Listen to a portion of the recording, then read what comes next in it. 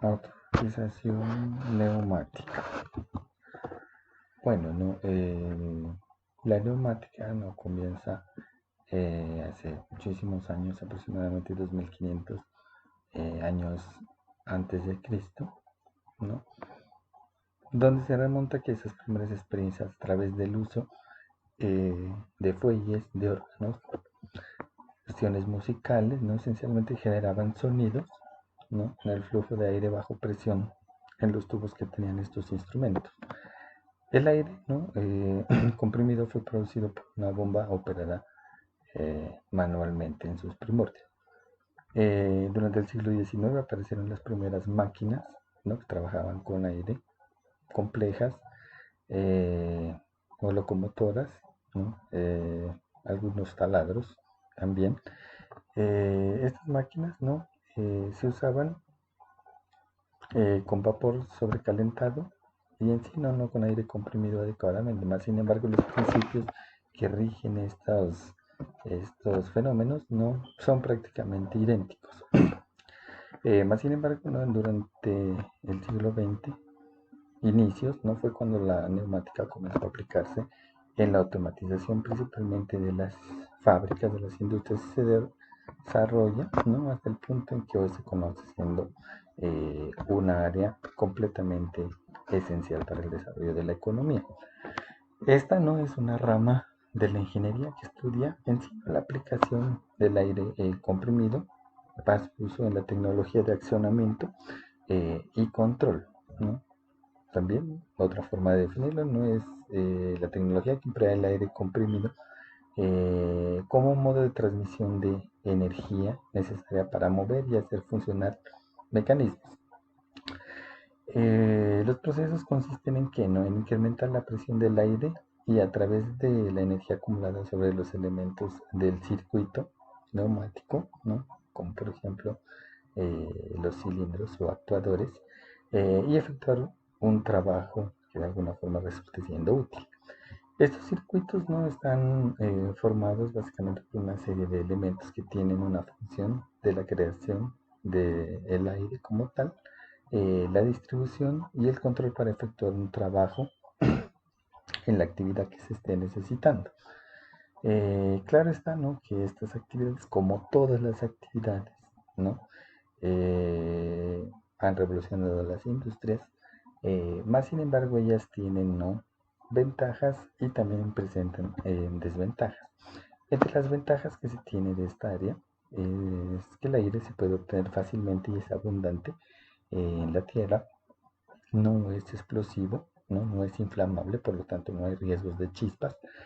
Los elementos del circuito neumático pueden trabajar a velocidades altas y se pueden regular bastante fácil a través de el uso de controladores de flujo. El trabajo con aire no daña los componentes del circuito, ¿no?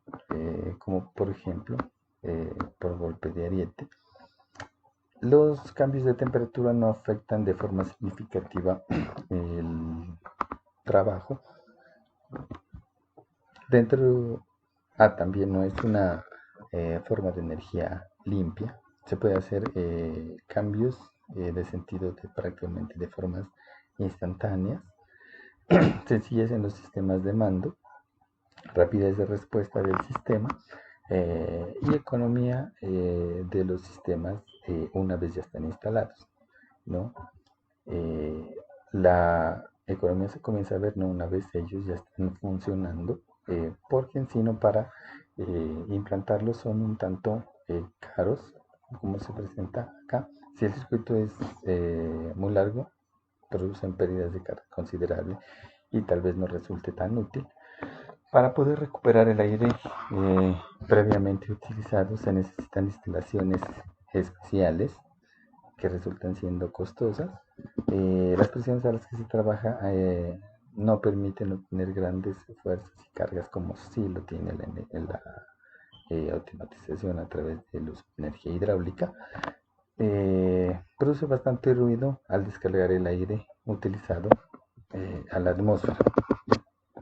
Instalaciones, ¿no? para implementación son caras, ¿no? pero como dije anteriormente, una vez ya instaladas ya representan un ahorro El mantenimiento del aire en buenas condiciones es un tanto costoso y esquemas complejos de modificar y de depurar una vez ya están instalados. ¿Cuáles son las aplicaciones que tiene esta área, ¿no? Accionamiento de válvulas por aire, para agua, para productos químicos, accionamiento de puertas pesadas o con elevadas temperaturas, descarga de depósitos en la construcción y fabricación de acero, minería, industria química, aprovisionamiento y colocación de hormigón, pintura, sujeción y movimiento en la industria de la madera, sujeción para encolar, pegar en caliente y soldar plásticos, el uso de prensas neumáticas, dispositivos de fijación para piezas en máquinas y herramientas y correas, activación de las puertas de un autobús, por ejemplo, las puertas de un metro, sistemas automatizados para alimentar piezas, no puede ser en el caso de embotelladoras, puede ser, están reflejadas aquí abajo, el uso de robots industriales para las aplicaciones que no requieren de un posicionamiento bastante preciso, frenos de camiones, de vehículos grandes, destornilladores, lijadoras, neumáticos, equipos para odontología, ¿no? Como pueden ver aquí en la figura, piveteado, máquinas de embotellado y envasado, como ya lo dije, manipuladores neumáticos, alimentadores automáticos, y uso de empacadoras también. Propiedades, ¿no?, de el aire comprimido. Bueno, tiene buena disponibilidad, fácil de almacenamiento, simplicidad del diseño y control. Se puede elegir el movimiento, ¿no? Cuestiones económicas, una vez ya instalados, ayuda mucho. La fiabilidad son sistemas que trabajan muy bien si se los instala y se los diseña correctamente. Presentan cierta no resistencia hacia los entornos, ¿no? Se responde muy bien. Limpieza del entorno también, ¿no? Y la cuestión de seguridad, pues presentan, ¿no?, bajos riesgos de accidentes si son manipulados correctamente. Un sistema básico, ¿no?, de neumático está compuesto por lo que es un compresor, un motor eléctrico, un presostato, una válvula de retorno, un depósito, manómetro, unas purgas, válvulas de seguridad, secado del aire refrigerado, un filtro de línea, también una purga de aire, una purga automática, unidad de acondicionamiento del aire, la válvula direccional, un actuador y los controladores de velocidad. Bueno, dentro del comportamiento del aire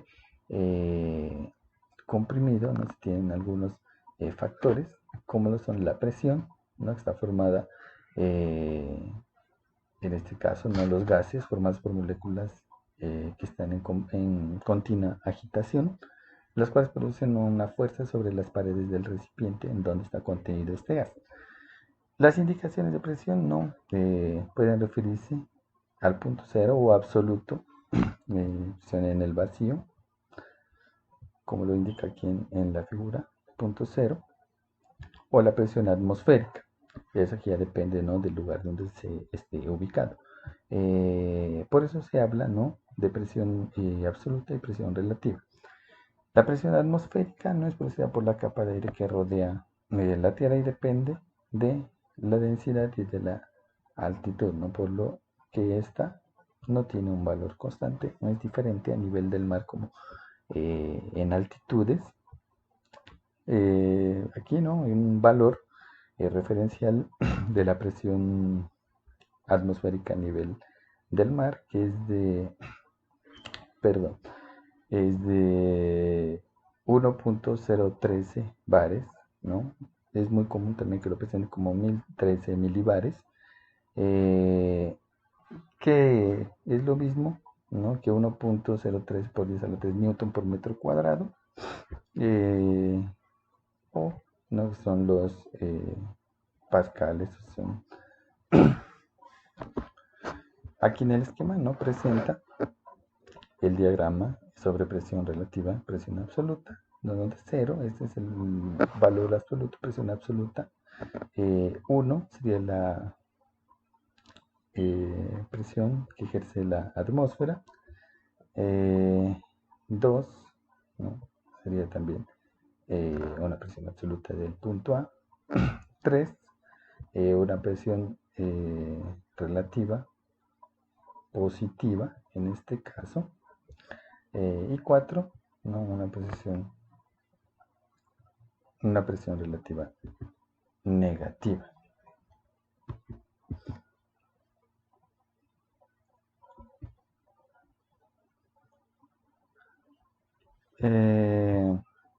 Presión, ¿no? Por definición, es igual a P, ¿no? Que es la presión relativa, igual a la presión atmosférica menos un bar. Perdón, presión absoluta menos un bar. Por lo tanto, no usando el cero absoluto vacío como punto de referencia, los datos de presión se definen como la presión absoluta, mientras que usando la presión atmosférica como un punto de referencia, los datos de presión se definen como una presión de tipo relativo.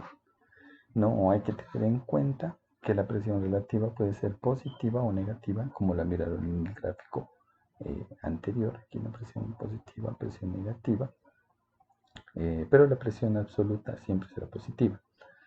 Bueno, aquí en la figura no se muestra las mediciones de presión absoluta y relativa entre dos puntos. Primer punto, segundo punto. Sino que en el punto 1, medida desde aquí, la presión absoluta vale 2.5 bares, la presión relativa sería 1.5 bares, ¿no? ¿De dónde sale este valor? Pues miren la fórmula aquí. Está pasando aquí. Mientras que en el punto 2, la presión absoluta es de 0.2 bares y la presión relativa es 2 menos 1, da menos 0.08 bares. El otro concepto es no de gases ideales, donde estos gases ocupan todo el volumen disponible y producen fuerzas de compresión debido al movimiento de las partículas que se producen por efecto de la temperatura. En una mezcla de gases, ¿no? Cada gas se comporta como si los otros no existieran, sino que de una manera independiente. La presión total de la mezcla es igual a la suma de las presiones individuales de cada gas, ¿no? El vapor se produce por la evaporación de líquidos. Dependiendo, ¿no?, de la temperatura, puede haber una evaporación hasta la presión máxima de vapor, ¿no? En este caso sería conocido como vapor saturado. Los gases pueden entenderse, ¿no?, como vapores sobrecalentados y que obedecen aproximadamente a las leyes físicas de los gases.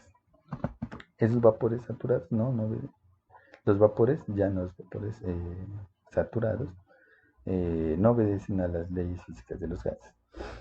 En el estudio de los gases, los términos de gases ideales y gases reales son muy utilizados, ¿no? Y son dos tipos de conceptos diferentes. El gas real, ¿no?, es definido anteriormente un vapor sobrecalentado que tiene una cierta temperatura de condensación, ¿no? O sea, cuando él pasa del estado gaseoso al estado líquido. El gas ideal, por otro lado, no se condensa al enfriarse hasta el punto del cero absoluto, ¿no?, que consiste en un estado ideal, ¿no?, un modelo que facilita el desarrollo, ¿no?, de las ecuaciones teóricas de su comportamiento, ¿no?, pero que realmente en la práctica esto es difícil de que suceda. Sin embargo, ¿no?, dado que el punto de rocío de los gases reales se produce a bajas temperaturas y altas presiones, es posible que en el área de la neumática, ¿no?, al principio tratar el gas real con suficiente precisión como un gas ideal. De aquí vienen unos fundamentos físicos para el manejo del aire comprimido, ¿no? La ley de los gases perfectos, ¿no?, nos relaciona tres magnitudes, las cuales son presión, volumen y temperatura a través de la siguiente fórmula. Presión por, por volumen no igual a la masa por la constante de los gases por la temperatura.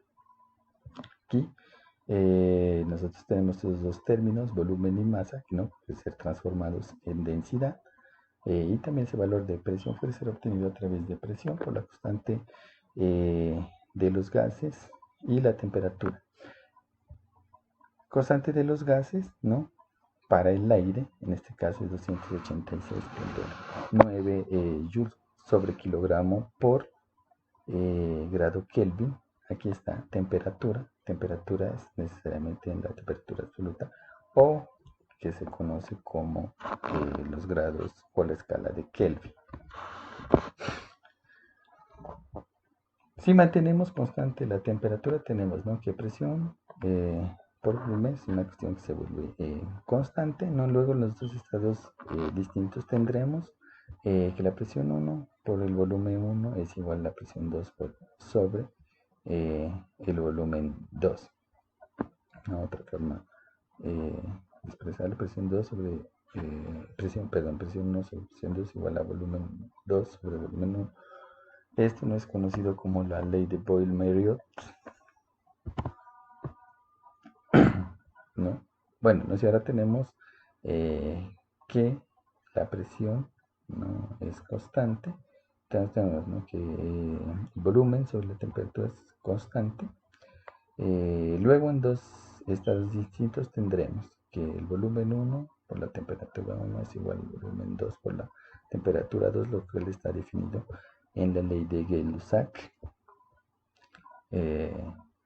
Si después, ¿no?, mantenemos el volumen constante, tenemos que la presión sobre la temperatura, ¿no?, también es un término constante. Luego, en dos estados distintos, ¿no?, tendremos que la presión 1 sobre la temperatura 1 es igual a la presión 2 sobre la temperatura 2, lo cual lo define en la ley de Charles. Bueno, una vez teniendo esos conceptos, ¿no?, vamos a tratar sobre el comportamiento del aire comprimido. Son dos, aire y aire comprimido, ¿no?, son dos conceptos diferentes. El aire atmosférico no es una mezcla de gases compuesta por aproximadamente 78% de nitrógeno, 21% de oxígeno y 1% de otros gases. Bueno, aquí también nos encuentra vapor de agua, presencia de dióxido de carbono. El aire además contiene agua, ¿no?, en forma de vapor, está representado aquí.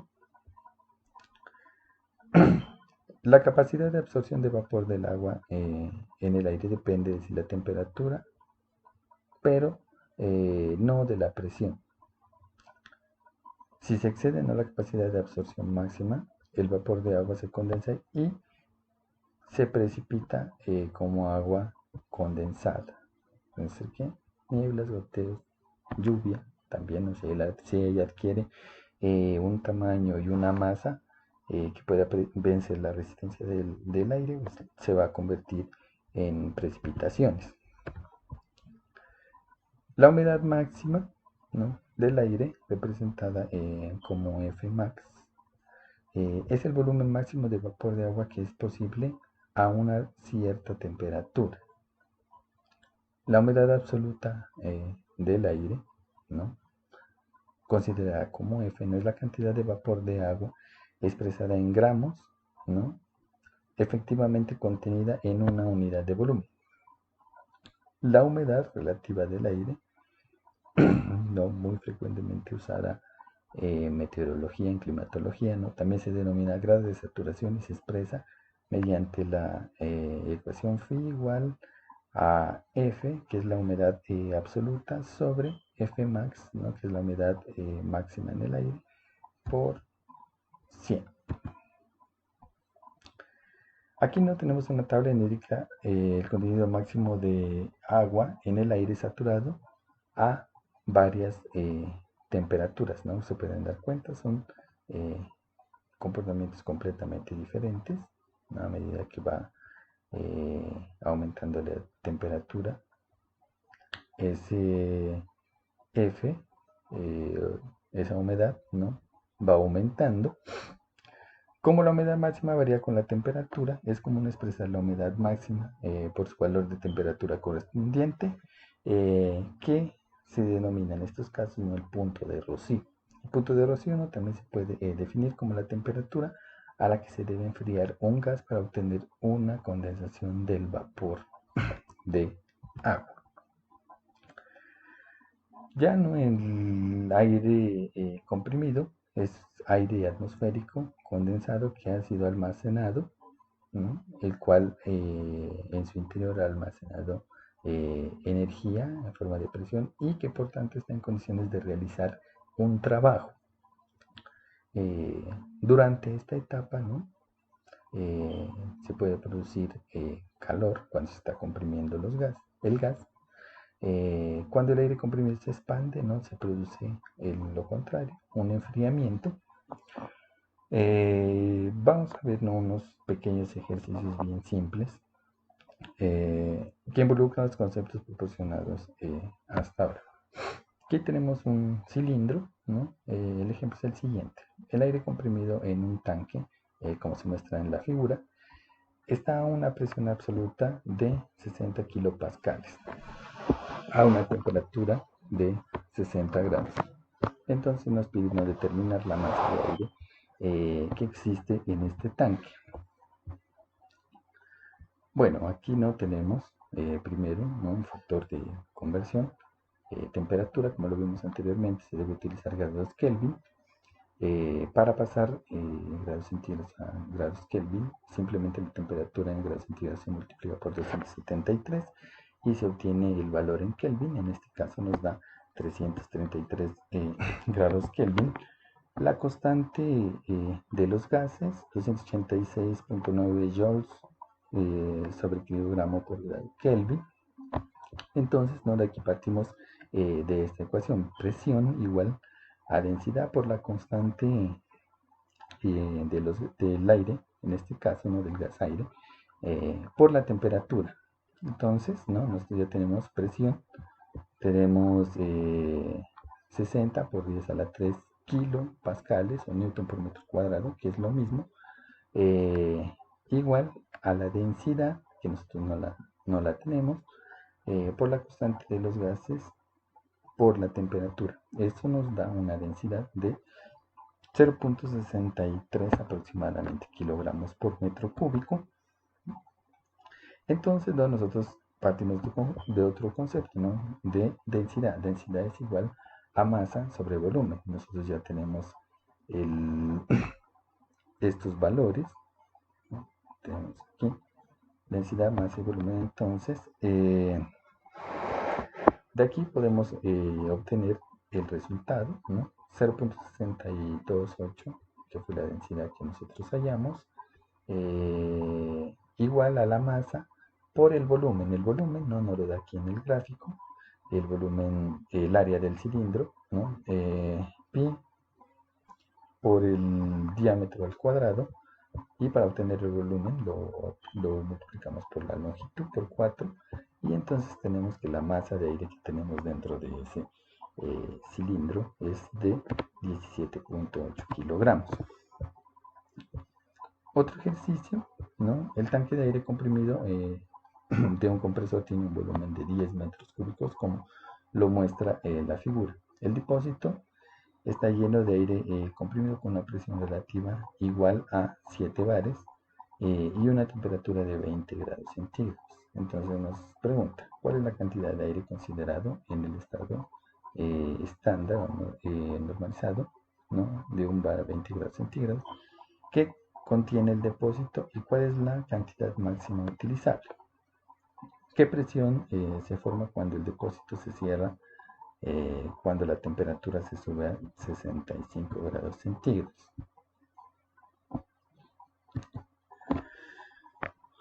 Bueno, aquí no, nosotros utilizamos esta ecuación, ya lo vimos anteriormente, presión 1 por volumen 1 igual a presión 2 sobre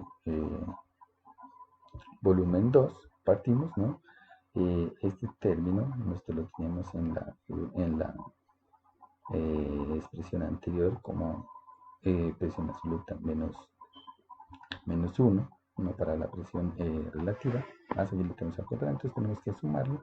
7, que ya es el valor que nos da aquí, más un bar, es igual a los 8 bares, ¿no? Entonces, por tanto, la presión en el punto 1, la presión absoluta por el volumen 1 es igual a la presión 2 por el volumen 2. Nosotros, ¿qué es lo que necesitamos encontrar? El volumen 2, aquí, ¿no? Nosotros ya tenemos sus valores, tenemos el volumen 1, que son los 10 metros cúbicos que nos ofrece aquí, 8, que es la presión que nosotros obtuvimos en este punto aquí, dividido entre el volumen, aquí entre la presión 1, la tenemos aquí, esta presión. Entonces no tenemos un valor de volumen 2 de 80 metros cúbicos. Aquí nosotros ya tenemos un dato que podemos utilizar, ¿no? Partimos de esta otra ecuación que también ya la miramos, presión 1 sobre temperatura 1 igual a presión 2 sobre temperatura 2, ¿no? Nosotros ya podemos de aquí conocer el volumen 2 útil que nos estaba pidiendo el ejercicio, 80, ¿no? Tenemos 1, menos los 10 que tenemos que descontarle aquí. Entonces tenemos 70 metros cúbicos. Perdón. Y ¿no? La presión que tiene, ¿no? Cuando ese se cierra y a una temperatura de 65 grados centígrados, ¿no? Pues tenemos, ¿no? Que la presión 2 es igual a la temperatura, 65 grados expresa en Kelvin, que da 338, por la división entre, perdón, la presión 1 es 8 bares, dividido entre la temperatura 1, tenemos aquí, ¿no? 20 grados centígrados, expreso en Kelvin, da 293 grados Kelvin, ¿no? Y resolviendo esta operación nos da que la presión en el punto 2 es de 9.22 bares. Bueno, ¿no? Otra parte es la tecnología del accionamiento neumático, ¿no? Así como en el caso de los motores, ¿no? Eléctricos o de inducción, el sistema de accionamiento neumático consta de unos elementos que se muestran en la figura, ¿no? Tiene un instrumento generador de aire comprimido, en este caso no es el compresor accionado por un motor eléctrico o un motor de combustión. Los comandos de potencia, ¿no? Están divididos entre las válvulas direccionales, válvulas de retención, válvula de caudal o de flujo, válvulas de presión y algunas válvulas especiales. Los actuadores neumáticos, ¿no? Pues motores, cilindros y otras herramientas que son aquellas que van a generar el trabajo mecánico, ¿no? Estos sistemas de comando que están aquí incluidos, ¿no? Pues válvulas, válvulas, ¿no? Sistemas lógicos neumáticos, unidades programables, ¿no? Ya cuando el sistema es más grande y necesita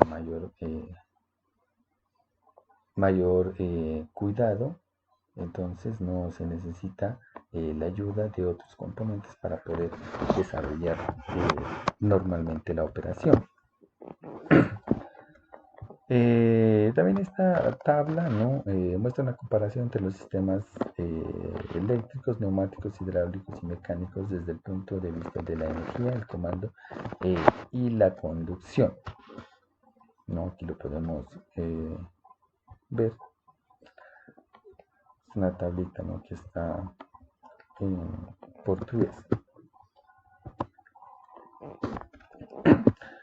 Un punto importantísimo, ¿no?, dentro de estas actividades es la manutención de la calidad del aire comprimido, ¿no? En un equipo neumático, ¿no?, principalmente las válvulas son instrumentos costosos.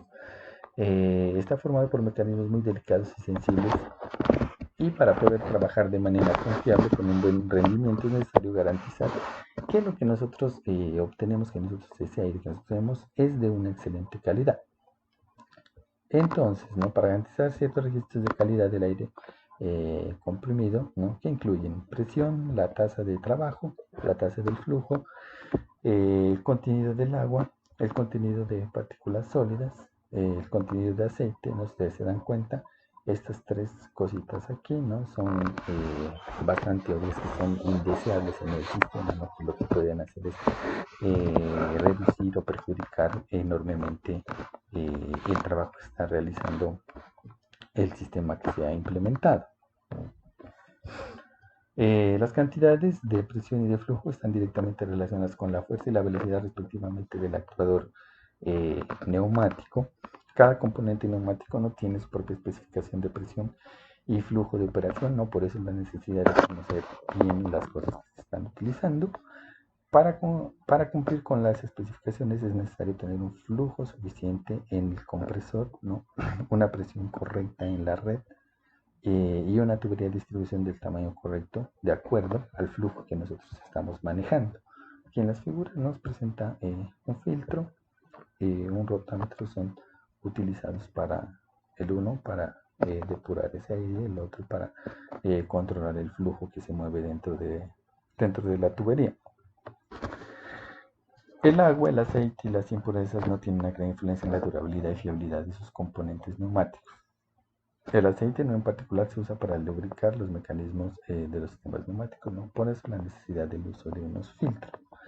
Dependiendo de la aplicación, ¿no?, los requisitos de aire para agua, aceite e impurezas, ¿no?, son diferentes. Hay, ¿no?, dentro de estas actividades una simbología para determinar las cosas que se están utilizando, ¿no? Aquí, ¿no?, las señaladas son válvulas, ¿no? Válvulas tipo neumático. Hay válvulas de varios tipos, ¿no? Por ejemplo, aquí válvula de control direccional 3 vías, ¿no? Válvula de control direccional de 4 vías, por ejemplo. No, aquí no, en el caso de las válvulas siempre es hablar, ¿no?, de vía y posiciones, ¿no? Aquí no está en una forma de estos símbolos de cómo accionar estas válvulas, en el caso, ¿no?, para automatizar o semi-automatizar el proceso. Los actuadores, ¿no?, aquí presentan, ¿no?, los cilindros, diferentes tipos de cilindros que se pueden utilizar. Cilindro simple, por ejemplo, se llama cilindro de doble efecto, es lo que se utiliza al trabajar con la parte neumática. Unas otras válvulas, ¿no?, que son controladoras de flujo, de presión, también, y otros instrumentos que están ubicados dentro del sistema neumático, ¿no? Por ejemplo, aquí nos podemos ver, hay un depósito. Estos símbolos no son algunos que se pueden trabajar, no son más símbolos, los cuales no se los podré disponibilizar en un documento, y donde están bien y mejor explicado, ¿no?, cómo funciona cada uno de ellos. Bueno, dentro del sistema de producción y preparación del aire comprimido, ¿no?, ese aire se produce de una forma centralizada, ¿no? Normalmente se tiene una sola unidad que es la que comprime ese gas, y ella es quien distribuye, ¿no? Para cumplir con estos requisitos de calidad, ¿no? El aire, después de ser comprimido, se somete a un tratamiento, ¿no? Yo he hablado anteriormente, que se trata de que de la filtración, del enfriamiento, del secado y de la separación de impurezas sólidas y líquidas, ¿no? Incluyendo el vapor de agua, ¿no? En términos técnicos, ¿no? La forma de presentarlo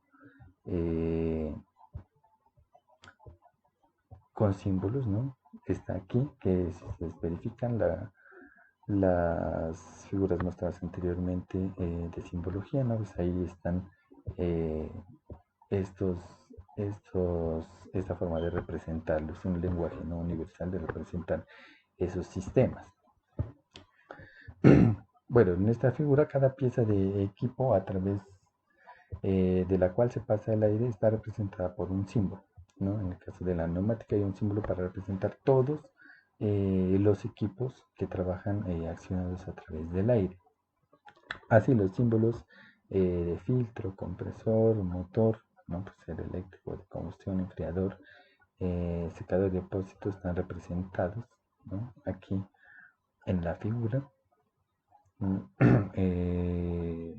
Se figura, ¿no? Podemos ver que el aire es aspirado por un compresor, ¿no? Esta primera parte, que es una máquina o es la máquina no responsable de la compresión de ese fluido.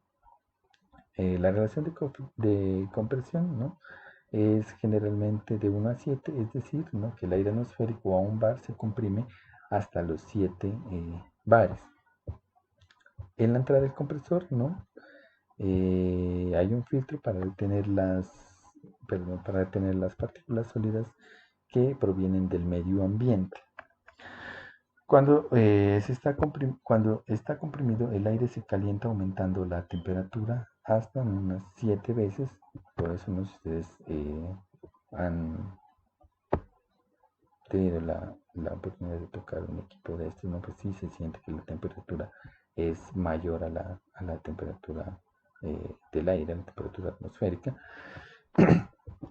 Por lo tanto, no es necesario que se enfríe este gas, ya que la alta temperatura, ¿no? Puede dañar en estos casos los lugares por donde se está conduciendo ese fluido.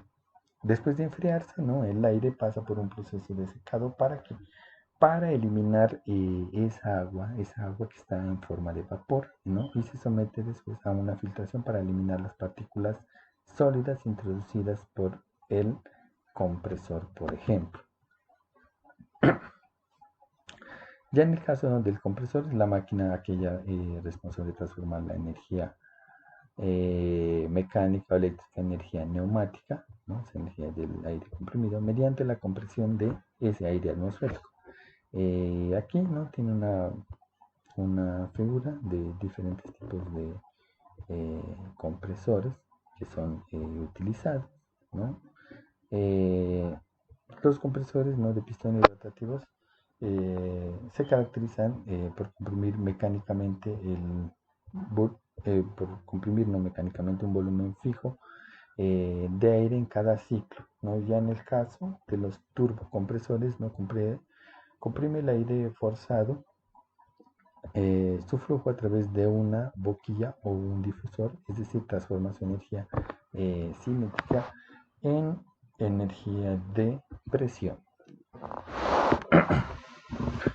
Para el secado, el aire tiene agua en forma de vapor. ¿Sí? A medida que se eleva la temperatura, no va apareciendo más cantidad de vapor. Este vapor de agua es aspirado por el compresor junto con el aire, ¿no? Este vapor puede condensarse a lo largo de la línea dependiendo de la presión y la temperatura. Esa agua no acumulada se puede eliminar a través de filtros de separación de agua y desagües dispuestos a lo largo de la línea de conducción, ¿no? Sin embargo, un filtro no puede eliminar vapor de agua y los secadores son necesarios para esto. Para comprender estos principios del secado, se utilizará, bueno, una comparación que el hecho de que el aire es una cosa similar a una esponja, ¿no? Si esa esponja está saturada de agua, no puede absorber más agua, ¿no? Eso es lo que pasa también con los suelos. Del mismo modo, si la humedad en el aire alcanza su valor máximo, no puede absorber más vapor de agua, ¿no? Porque ya no tiene espacio donde colocar ese vapor excedente. Al comprimir una esponja, ¿no? Insaturada, disminuimos su cantidad de agua, lo que equivale a aumentar, perdón, la presión del aire y la condensación del vapor de agua. Cuando se enfría la esponja, ¿no? Sus poros disminuyen en volumen, eliminándose el agua, lo que equivale a aumentar la temperatura del aire y la condensación, ¿no? Esta analogía sugiere métodos para eliminar el vapor de agua del aire, ¿no? Que puede ser por enfriamiento, por absorción y por presión.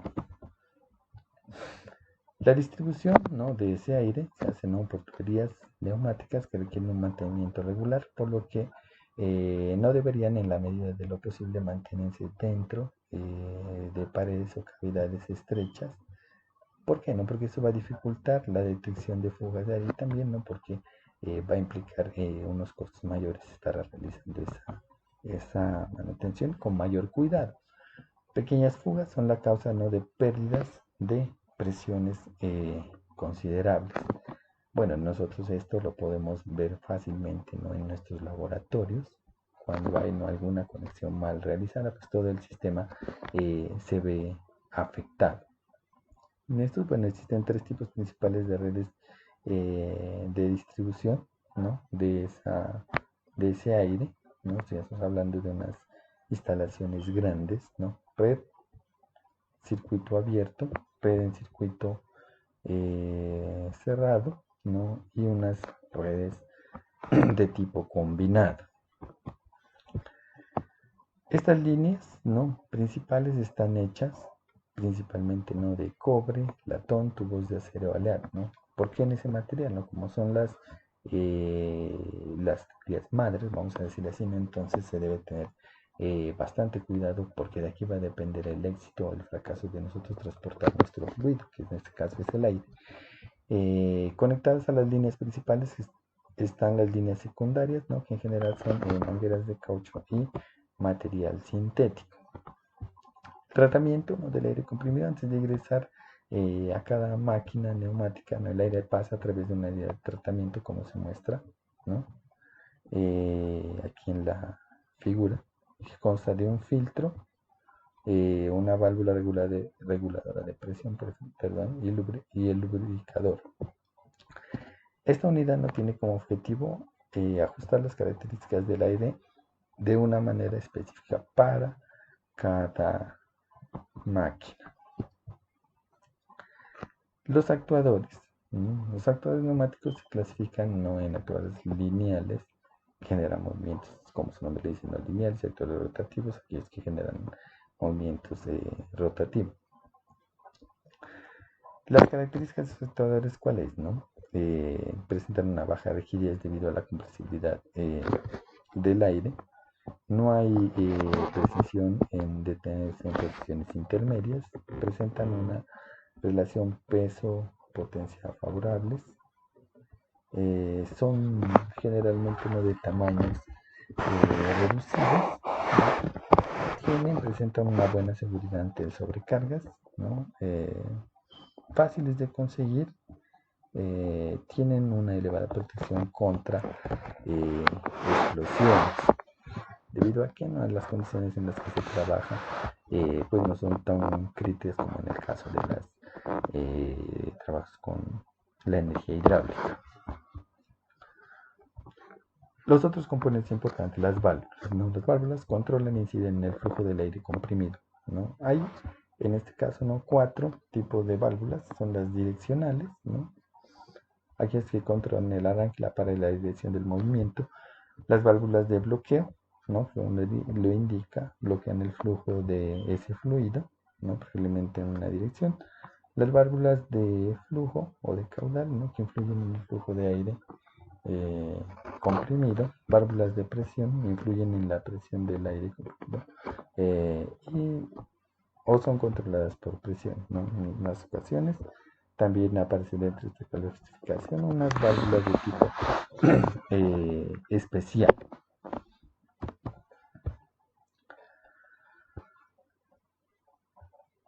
Aquí, ¿no? En la figura se ilustra el funcionamiento de una válvula de 2 vías, 3 a 2 vías, perdón, operada por un botón de retorno con resorte, ¿no? Se lo puede ver, aquí también se lo puede ver el resorte, mostrando su posición en reposo y su posición cuando es accionada, ¿no? Reposo ya no permite la salida del aire, ¿no? Y cuando está pulsada ella permite realizar ese trabajo, ¿no? Pues en este caso ella no puede hacer mover, no genera movimiento, genera trabajo mecánico. En este caso no podría ser a un actuador como lo son los cilindros. Las válvulas direccionales no se pueden operar de forma manual, se pueden operar de forma mecánica, de forma neumática, ¿no? O de forma eléctrica. Esta parte, ¿no? Es donde está en la simbología, ustedes encuentran estas formas de accionar una válvula, ¿no? Aquí dado forma manual, forma mecánica, forma neumática y esta, ¿no? Forma eléctrica, forma electroneumática. Está aquí en la derecha. Dentro de todo esto, ¿no? ¿Qué es lo interesante? ¿No? Con ellos se pueden, igual que con la electricidad, ¿no? Se pueden formar circuitos, ¿no? Estos circuitos neumáticos están compuestos por las válvulas neumáticas y son responsables de controlar los actuadores mecánicos o los cilindros. Los circuitos neumáticos no son equivalentes a los circuitos electrónicos digitales, ya que cada actuador, perdón, tiene solo dos posiciones, o 0 o 1, ¿no? O sea, está abierto o está cerrado.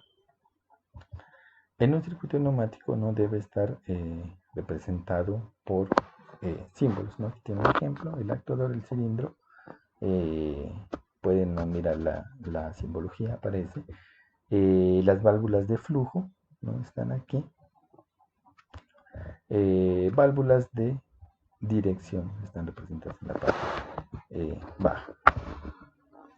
Existen, ¿no? unas normativas para la colocación de elementos, ¿no? Dentro de esto, al final del video hay una consulta donde se colocan, ¿no? Primero los actuadores, los elementos de control, ¿no? Que van a realizar funciones lógicas como de el flujo, emisores de señales de control, en este caso los accionamientos, y la toma de presión y unidad de mantenimiento, ¿no? La toma de presión lógicamente va a ser del compresor.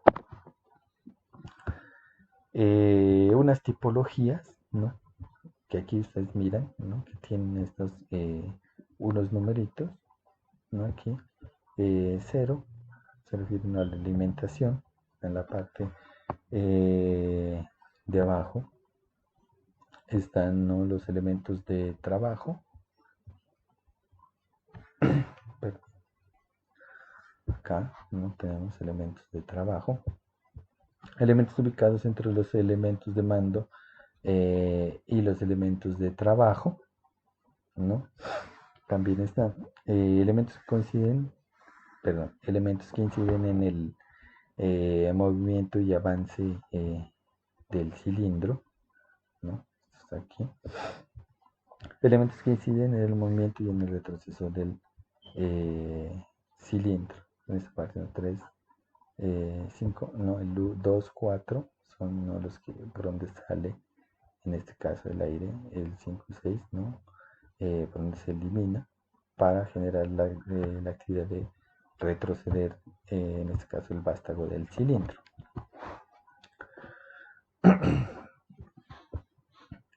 Conexiones, ¿no?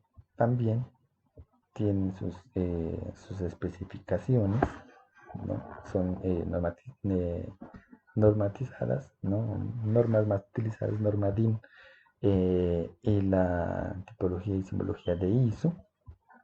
Aquí, ¿no? Un ejemplo, se presentan las válvulas, ¿no? Válvula 3x2, ¿no?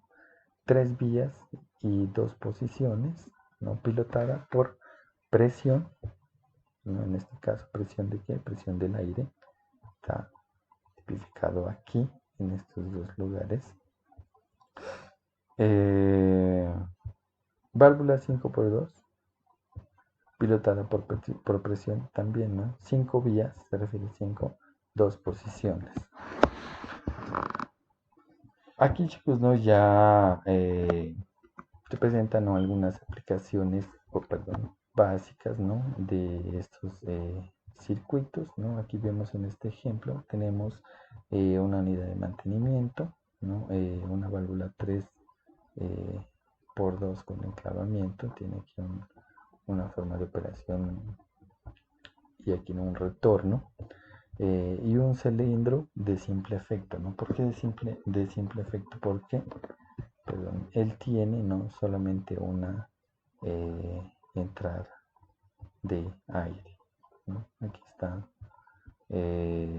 cuando es accionado, ¿no? Cuando es accionado este elemento, la válvula cambia de posición, lo que hace que exista, ¿no? Una entrada de aire hacia 2 y el vástago retroceda. Aquí no el mismo ejemplo, pero con un cilindro de doble efecto. O sea que él, vamos a decirlo así, no va y viene, ¿no? A través del accionamiento de estos elementos, ¿no? Puede ver, tiene una unidad de mantenimiento, se refiere a esta. La unidad de energía, el compresor es este, la válvula 5x2 está aquí, el cilindro de doble efecto. Cilindro, ¿no? Cuando abre el paso del aire y el vástago retrocede, ¿no? Y el trabajo de regreso, ¿no? Se cierra este primer sector de la válvula, se abre el otro para que él haga su recorrido de regreso o su carrera de regreso. Aquí, ¿no? Es básicamente lo mismo, ¿no? Solamente que ya es con el uso de más válvulas. Aquí tienen, ¿no? Válvulas de tipo 3.2, válvulas de tipo 5.2. El cilindro es de doble efecto. Aquí lo mismo, ¿no? El proceso de retroceso del vástago, perdón, de ida del vástago, ¿no? Y el proceso de la vuelta de ese mismo elemento que está contenido dentro del cilindro. Sistemas, ¿no? Más complejos, aquí hay, ¿no? Un control de flujo, ¿no? Mediante la utilización de esa válvula aquí de flujo, o aquí la representan, ¿no? Como una válvula, perdón, estranguladora de caudal, ¿no? Lo que ya va a permitir es que este trabajo no se realice más lentamente, ¿no? Porque ya vaya a reducir esa cantidad de aire que está pasando hacia ese entorno. Va a depender de qué es, ¿no? del área donde está siendo utilizado, ¿no? Otro esquema, ¿no?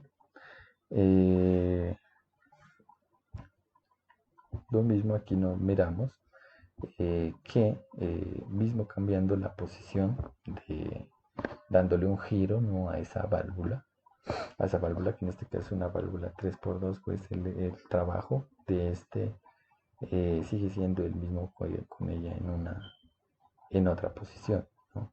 El diagrama es el mismo, se comportan de la misma forma, pero la posición de esa válvula está diferente. Aquí ya casi terminando, chicos, ¿no?